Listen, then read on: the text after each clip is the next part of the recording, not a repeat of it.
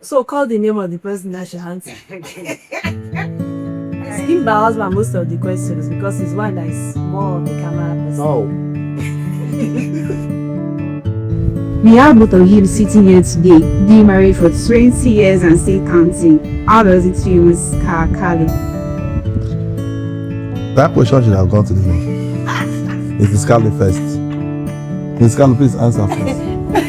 Because it was your question, I was not listening. It was our question.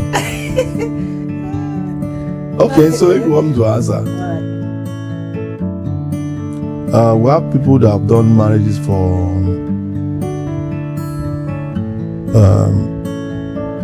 different reasons, and because they have done it for different reasons, they get different results. And it's not whether you're in business or you're out of business. There are people who have nothing, who have no business, they have nothing, and they are still divorced. But so it depends on your reason for doing marriage. I think it's the reason behind the marriage that keeps the marriage beyond the storm. Every marriage goes through a lot of challenges, but when your aim is to achieve a certain objective, that focus keeps you in the marriage for that long time. I think it's the reason, overriding reason, that have kept us in the marriage this long, in my view. How does it feel? We're in it. We're in it. Because just like he said, people get married for different reasons. And what we got married for our own different reasons. And what's the reason? First of all, is companionship. Second, is based on what the Bible, companionship, and then for love. So, and where there is no love, where the day is that the love is not shaking, you go to what we all learned, that marriage is the union of two good forgivers. You forgive and move again and again and again, and it's 20 years. When you were just newly wedded, did you ever imagine this current lifestyle you are currently living? Yes, I've imagined even over and above.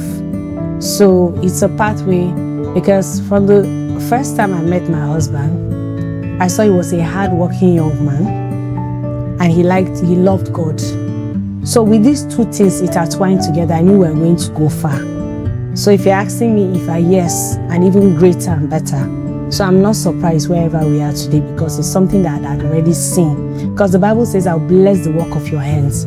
So he was working, I was working. His own, in fact, at his point, I was praying, I said, God, the work that my husband is putting in is not commensurate to the results.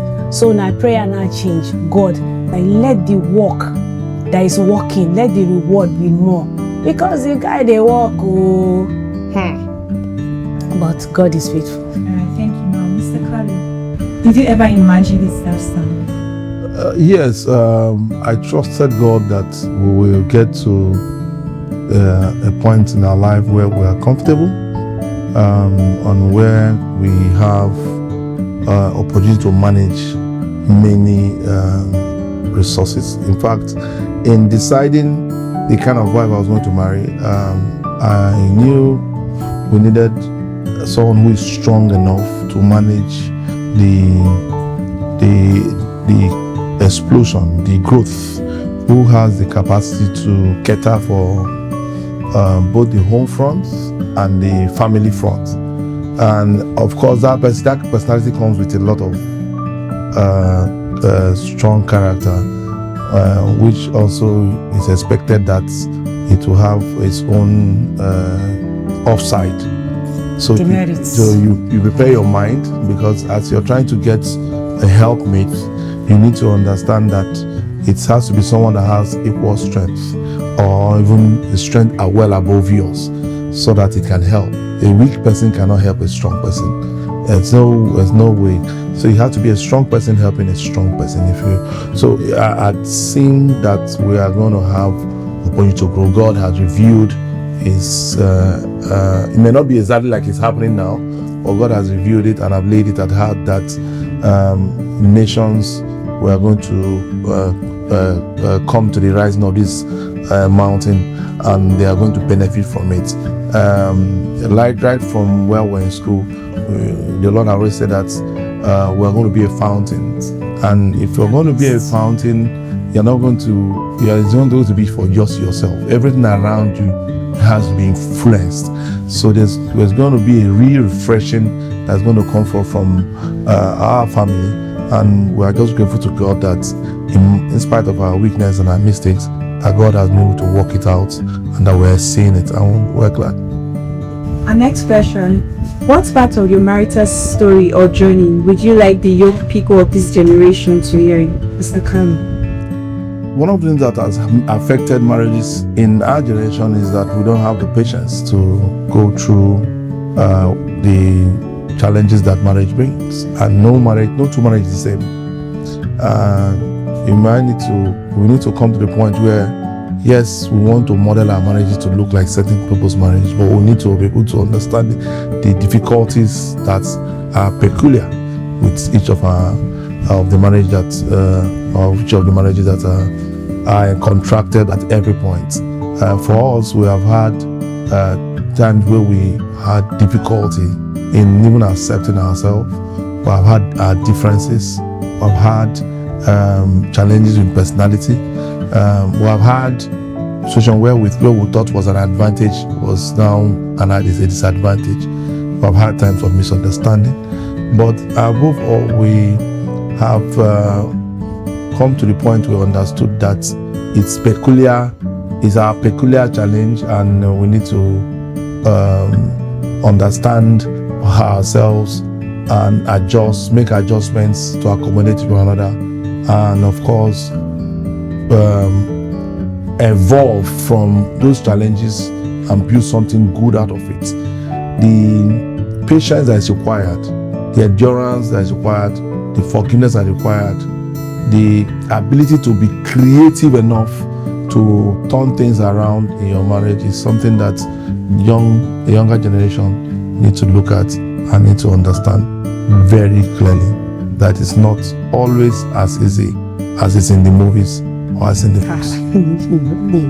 Yeah. So, Mr. Khan spoke about patience. So, Mrs. Kari, how do you handle disagreements now versus how you handled it a year into your marriage? That time, so that time, if you give me that time, give me boom. If you give me bass, I'll give you boss, over and above, and I will not hear. That my own, you must understand. I must be the winner and everything. But as the marriage kept on going, years, days after days, years after years, week after week, now I started learning the art of losing to win. Sometimes you just lose the war so that you win it later. Then I now evolved again. I started learning the act of prayers, So when I'm so angry, I now go back to pray and tell God how I feel and ask, what next can I do? Sometimes I'll say, this is how I'm feeling, this is this. I will now pour out my heart. When I do that, I'll now come back. And that was another stage. Then the final stage, I now learned, Bible says that we've been crucified with Christ. So I now told myself, since I've been crucified, I'm now a dead man. And dead men don't react. Then you will kick a dead man, he will be there. You will throw stones at him, he will be there. And I learned the art of keeping quiet. And when I keep quiet, I'll go and write the thing down. When I write it down, I'll calm down. Then later I'll come back to it if I need to, if there is any need to. But sometimes after the whole this, I'll ignore it and I'll move on. So it has been different stages. It wasn't easy. It wasn't easy because I'm a very outspoken child. So it wasn't an easy thing. But gradually, I'm not where I used to be. Though I've not gotten to that place yet too. That place because I'm not perfect. Now. Many days love felt dry, and on these days, what kept you choosing Mrs. Kari? Of course, there were days that love did not even look as if it existed. not even dry. Getting older now, I begin to understand that marriage is not about when you are loving. It's about purpose. You're on assignment. It's like you come to work. If you come to work in the morning, sometimes you don't feel like work, but because you know that you will deserve your wage at the end of your come. You come to work sometimes, people annoy you at the office. But you know that you need to get the work done. So you still endure the offenses that you get and you continue to work. Marriage for a purpose. There's an aim. It's built to achieve a certain end result. So when those days come, you keep moving and love will catch up again. You understand what I'm saying? You just keep moving and love will catch up again. People take decisions at those points that eventually they regret, or they come to find it difficult to retrieve. But if we understand that it's a season, it's going to happen for a season, and after that season, of course, the marriage continues.